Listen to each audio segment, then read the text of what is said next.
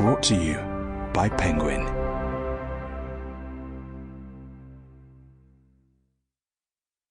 The Deep by Alma Katsu. Read for you by Jane Collingwood.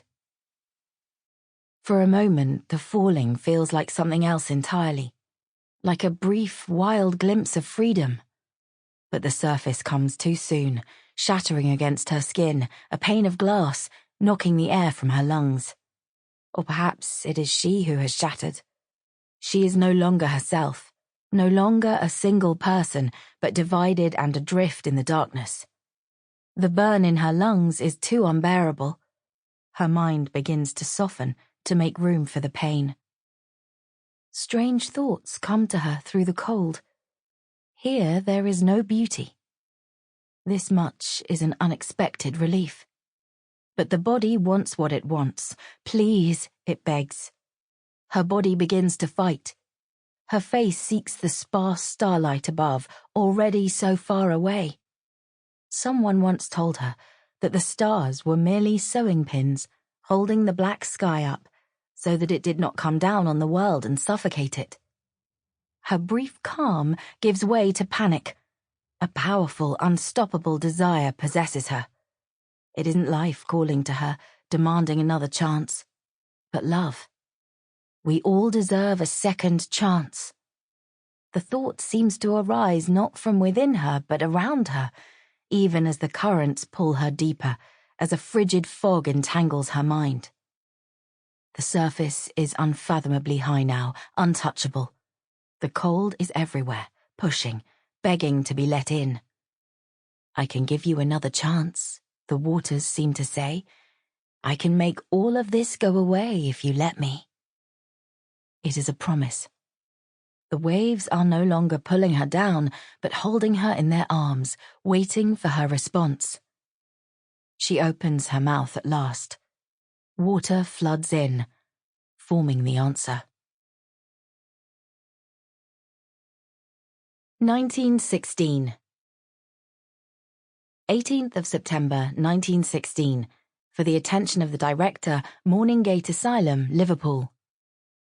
Dear Sir, I write in the hope that you may be of assistance in a very sensitive matter. My dear daughter, Annie, disappeared unexpectedly from our home in the little village of Ballantoy 4 years ago. My wife and I have been searching for her ever since. We have made inquiries of hospitals and convalescent facilities, as our daughter was in a distraught state when we last saw her and suffering from injury, perhaps of a more grievous nature than we thought at the time. We began with facilities close to us, in Belfast and Lisburn and Bangor, but when we failed to locate her, we worked our way out, eventually crossing the Irish Sea to Liverpool. We rode to 55 hospitals in all.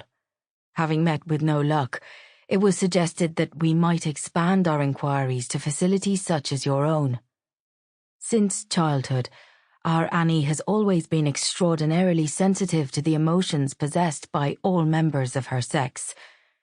These emotions, however, can be both a blessing and a curse. A woman without these qualities would be a cold, heartless thing indeed. But to be possessed of too much love is no kindness. As her father, I at times cannot help but wish there had been a way to temper this quality in my dear Annie. And so I write to you, kind sir, to inquire as to whether there might be a woman in your establishment matching my Annie's description. She would be 22 years of age and stand 5'6" tall. She is a shy, soft-spoken lass who can go a week without a word to anyone. I pray that you will be able to end our nightmare and return our Annie to us. Yes, in a word, she ran away from the home we provided for her, but we suspect that it is merely her own fear of censure that keeps her away. Please know, sir, that we are pursuing this matter outside the law in order to preserve Annie's privacy and dignity. I pray we may count on your discretion. I imagine in your position you see a goodly number of women in situations like my Annie's. She is our only daughter, and despite her frailties, her weaknesses, despite anything she may have done. Sample complete. Ready to continue?